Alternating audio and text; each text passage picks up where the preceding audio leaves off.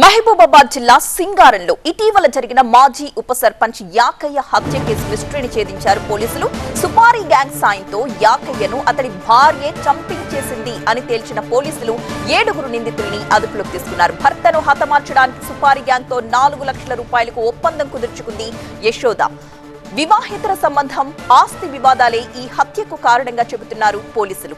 ఇంట్లో నిద్రిస్తున్న యాకయ్యపై అర్ధరాత్రి ఇనుపరాడుతో దాడి చేసి చంపేసింది ముఠా. హత్యకు ఉపయోగించిన ఇనుపరాడుతో పాటు 7 మొబైల్ ఫోన్లను స్వాధీనం చేసుకున్నారు పోలీసులు. నిందితుల్ని రిమాండ్కు తరలించారు. డిసీజ్డ్ యాకయ్య అలాగే అతని భార్యకి రిలేషన్షిప్ అంతా బాగాలేదని వాళ్ళిద్దరూ కూడా ఎప్పుడు కూడా కొంచెం గొడవ పడుతుండే అని డిసీజ్డ్ తండ్రి కంప్లైనెంట్ మనకి తెలియజేశారు.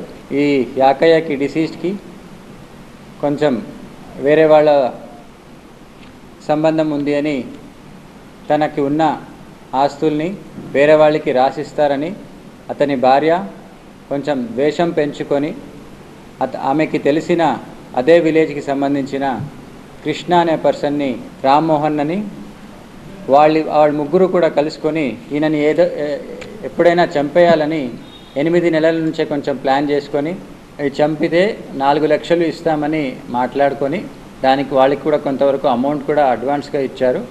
ఈ పని అయిన తర్వాత వాళ్ళకి అడిగినప్పుడు మరుసటి రోజు అమౌంట్ ఇస్తామని చెప్పారు. A2 కృష్ణ తనకున్న పరిచయాల మేరకు, తనకున్న కాంటాక్ట్స్ ద్వారా A5, A6, A7 వీళ్ళందరితో కలిసి ప్లాన్ చేసుకున్నారు. సో ఈ ప్లాన్లో భాగంగా A5 and A6 30th June నాడు మిడ్నైట్, 1st జూలై అర్లీ హవర్స్లో ఒక ఐరన్ రాడ్తో తలపైన బాగా కొట్టి ఆయనని చంపడం జరిగింది. చంపిన తర్వాత అతను నెక్ పైన ఉన్న ఒక గోల్డ్ చైన్ కూడా తీసుకెళ్లారు. సో ఈ విధంగా ఈ మర్డర్ చేసిన ఈ అక్యూజ్ అందరినీ కూడా అరెస్ట్ చేసి ఈరోజు రిమాండ్కి తరలిస్తున్నాము.